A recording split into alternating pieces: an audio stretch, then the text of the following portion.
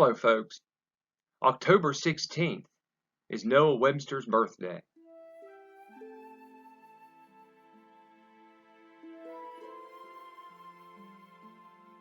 He'd be, 263 years old? Yeah.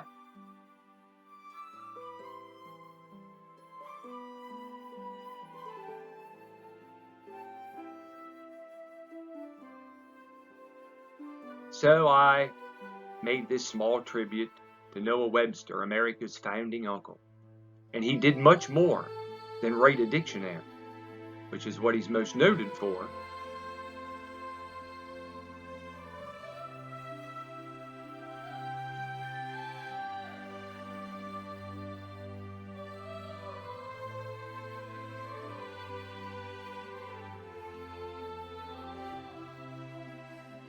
He attended Yale. Once he convinced his father to pay for tuition, which back then in early 1770s, right about the time the Revolution kicked off, is when Noah Webster would have been a young man starting to attend Yale. It was £25 a year for tuition. Now that sounds funny today, £25. But that would have been thousands back then. I don't know how his old man come up with the money, but he did.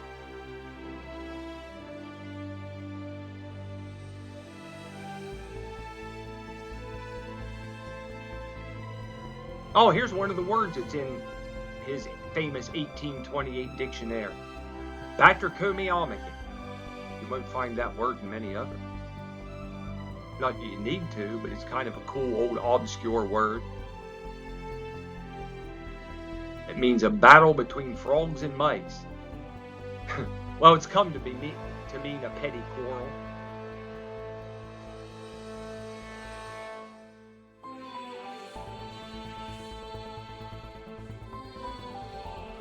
And so after Noah graduated from Yale, he didn't really have much career plans. He was didn't have much direction.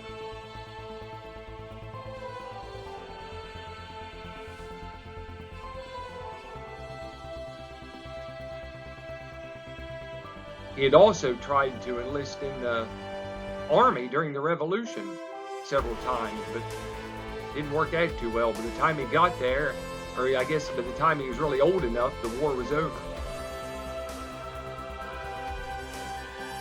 But he finally passed the bar and wrote his famous Blueback Speller, which sold millions and millions of copies down through the years.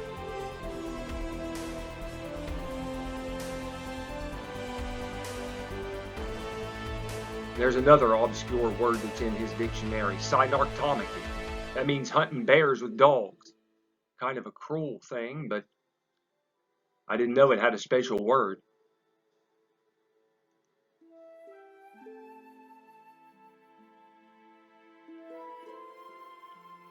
Now here's his Blueback Speller and a sampling of some of the more difficult words in it. If you're familiar with it, if not, check it out.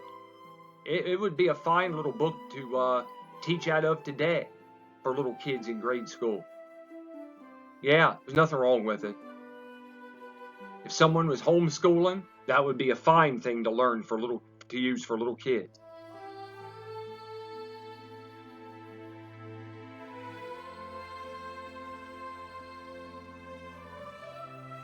Ezra Stiles, Noah Webster had went to him because he was president of Yale and he had pull to get his book published. And Ezra Stiles wanted him to entitle it something silly, and he went along with it for a little while, though he didn't think much of it, and he changed it later. A Grammatical Institute of the English Language, instead of just spelling book.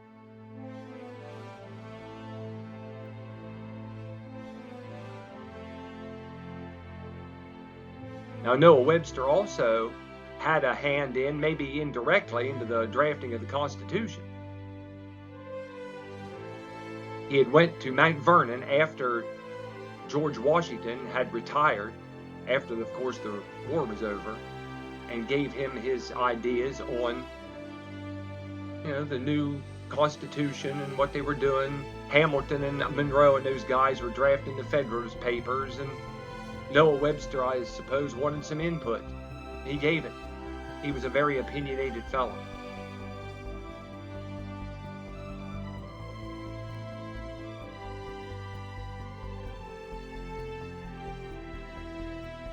And then he traveled down through the South to sell his speller and to lobby for copyright laws for other states to pass laws against copyright infringement, because America had none at the time. If you publish something, anybody can steal it and nothing you can do about it.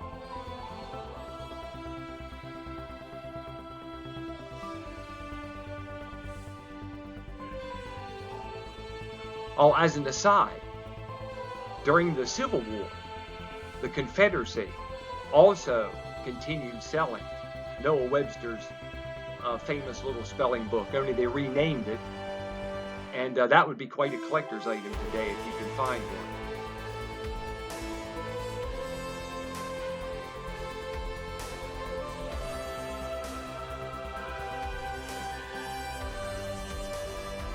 He also wrote various books on morals, and he was editors of various newspapers.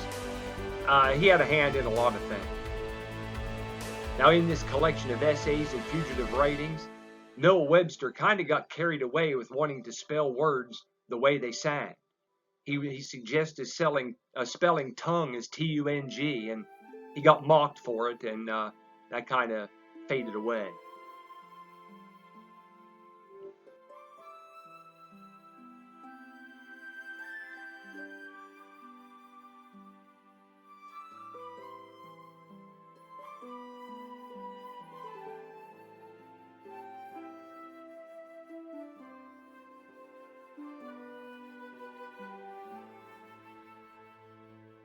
Armigerous, another interesting word in his dictionary, which literally means to bear arms.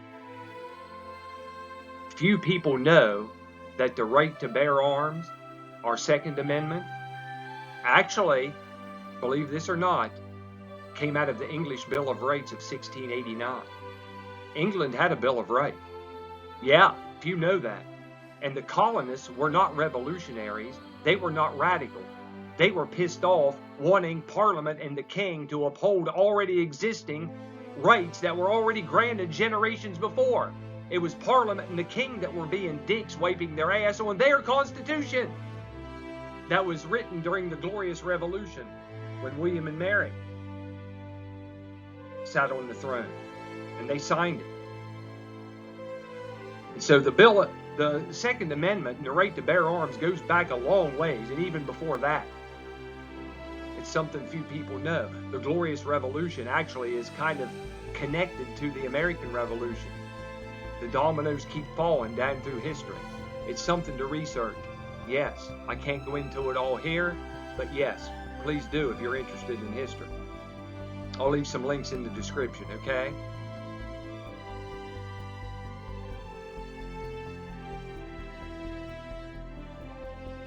Noah Webster would later marry Rebecca Greenleaf. She was the daughter of a wealthy merchant. And the only portrait, back then they didn't have photography, just paintings.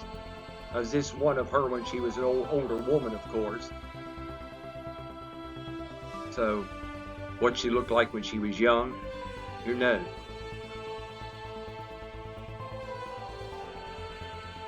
But their first child, Emily, was born in 1790.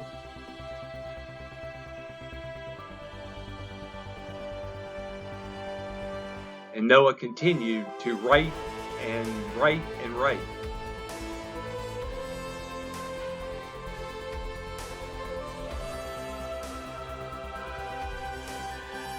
There, he published the American Magazine, the dissertation on the English language.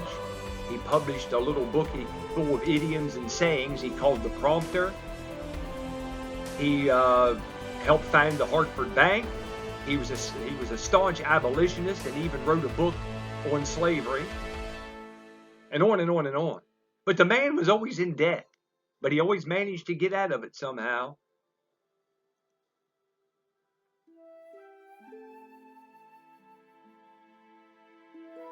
He was friends with a lot of the big names in American history. Hamilton, Ben Franklin. He got to know these guys. Even Washington. And New York City's first newspaper, that's right, Noah Webster was the publisher of that.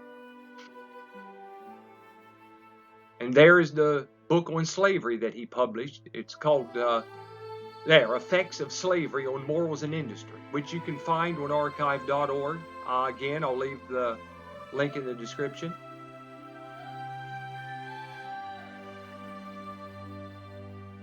It's not a very big book. It's only 50-some pages, I think.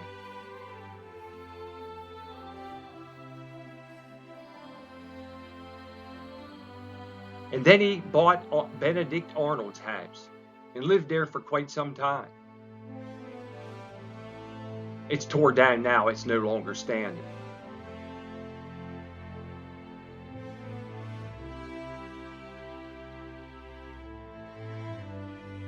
And then in 1799, New York City was hit with a yellow fever epidemic.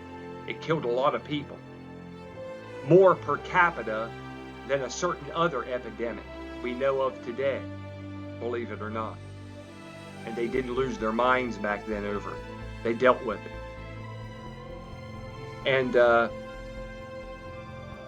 Noah Webster came down with it. It beat the living snot out of him, but he survived it, of course. So he writes a book on pestilential diseases,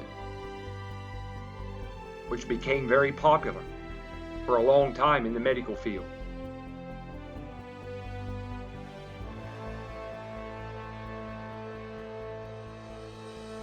Then he writes an encyclopedia for kids called Elements of Useful Knowledge.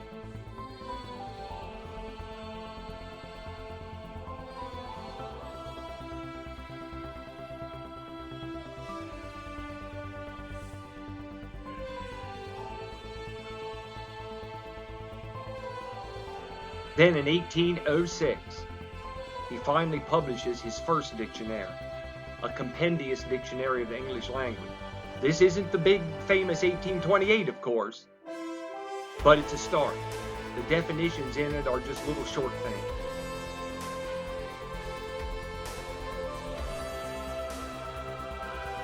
And it's because of Noah Webster that Americans say Z, like XYZ instead of XYZ.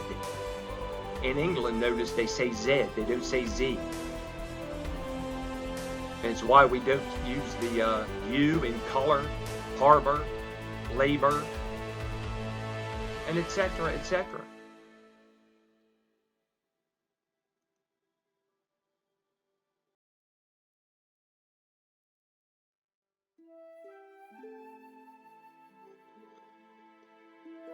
Now, Noah Webster was a Christian. Now, he didn't become Christian, though, till later in life when he was about 50. But he knew that when if the nation would ever become godless, that would be the end of it. And like it or not, we're seeing the effects of that now.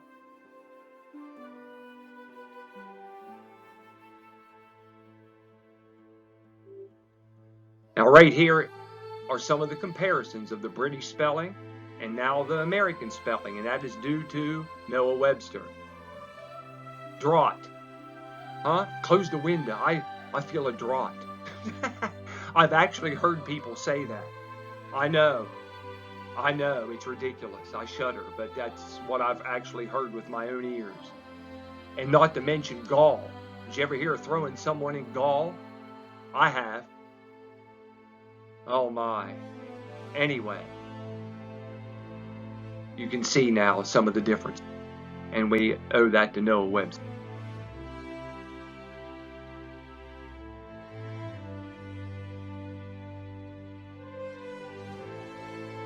And Noah Webster then sold the Benedict Arnold house and moved to New England, to Amherst, where he helped found Amherst College, which now is one of the most lefty colleges in the country, and Noah Webster is likely rolling over in his grave.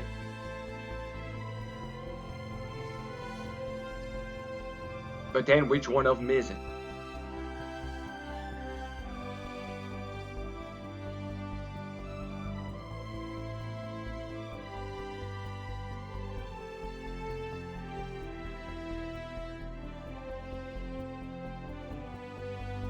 Then in 1828, he finally publishes his famous dictionary. He actually went to England, believe it or not, he and his son William, to work on it. He tried to publish it over there, but they weren't interested. And by the time he gets back home, he's met with a hero's welcome and gets the dictionary published then in America. The 2 volumes cost $20 in 1828. That's a lot of money today when you adjust for inflation and all that. Of course, the original first editions are worth, depending on condition, of course, are worth quite a lot.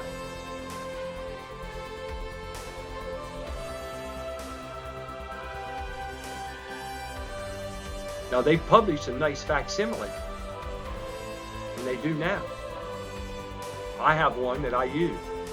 It's a very nice dictionary.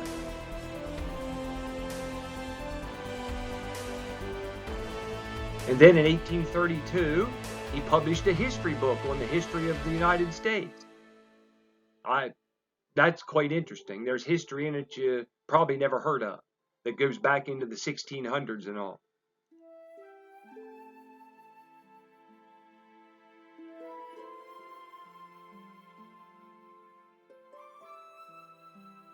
And then he took a turn at revising the King James Bible and updating the language in it. I mean, the man kept busy. Wow, that's an undertaking. Writing a dictionary and then the Bible. So it's the famous Webster Bible, if you've ever run across it.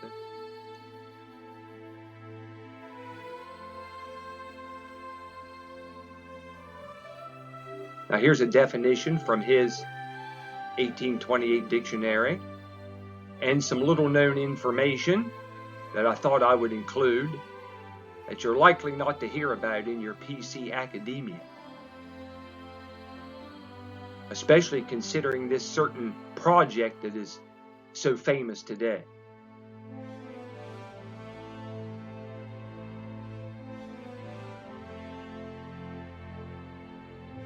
So just to let you know, history is a little more complicated than what we are often told. And unfortunately, the last place you want to get your history lessons today is from academia and from school.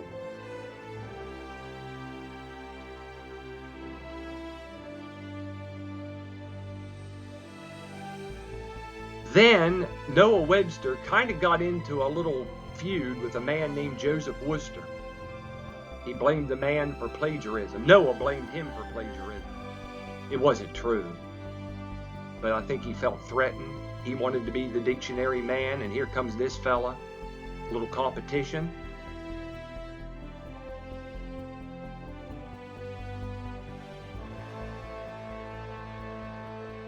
There's even a book written about it called The Dictionary Wars. Anyway, one of the last things Noah Webster did before he passed was wrote another book called Instructive and Entertaining Lessons for Youth, but he also published his second edition of his dictionary, which was updated with more words and so forth.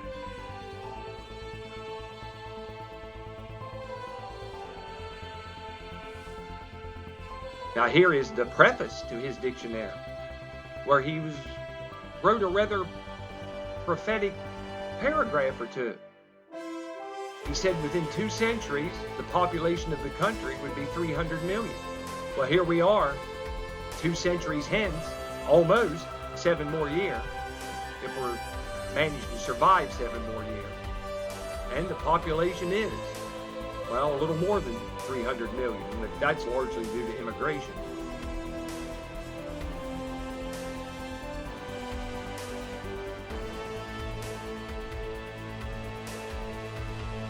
Now you can look up Noah Webster's dictionary online. I'll leave a link in the description. Now here's what the country would have looked like. when Noah Webster published his dictionary, and then the year he passed in 1843. It was a vastly different place, a lot of unsettled land and wilderness and untamed territory.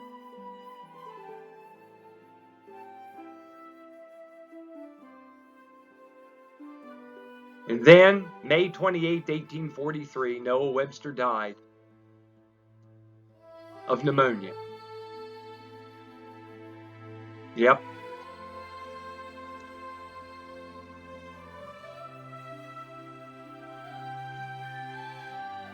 Now, here are some of the facsimiles of his famous dictionary that have been published in recent years. A very rare edition, printed by Johnson Reprint Company in 1970. But the green one in the upper left corner is published now, today, if anyone's interested. They're on eBay, Amazon, all over the place. If anyone's a Christian, that's the dictionary you should have to go along with the King James Bible. Well, actually, technically, if you want to be, Johnson's 1755 dictionary would be probably more accurate if you want the one that goes with the King James Bible, because that's the dictionary the guy used when he translated, when the 1769 King James Bible we're familiar with. But that's another story. I'm sorry, I rambled. I apologize. So many tangents to go off on. So little time.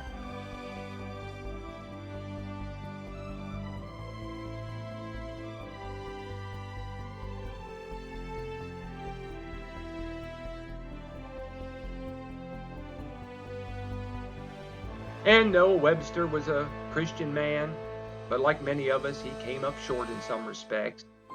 He seems to have been a very smart man, no doubt about that. But many super smart people often have, well, let's face it, personality or character flaws. They can be kind of jaundiced, opinionated.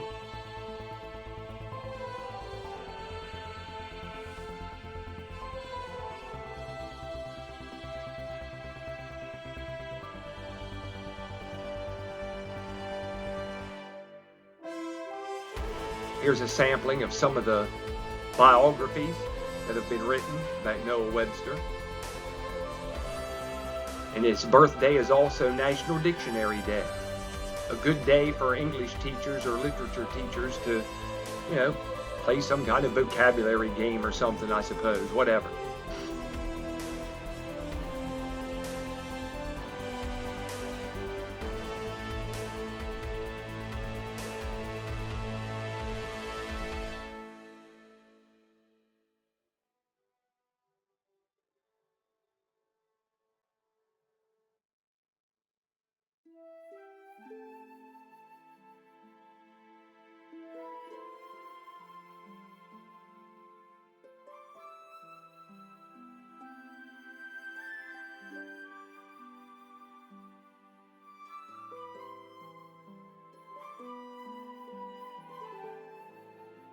There we have it, folks. That's the end. My small tribute to Noah Webster. Happy birthday, Noah. Y'all take care and God bless. Until next time.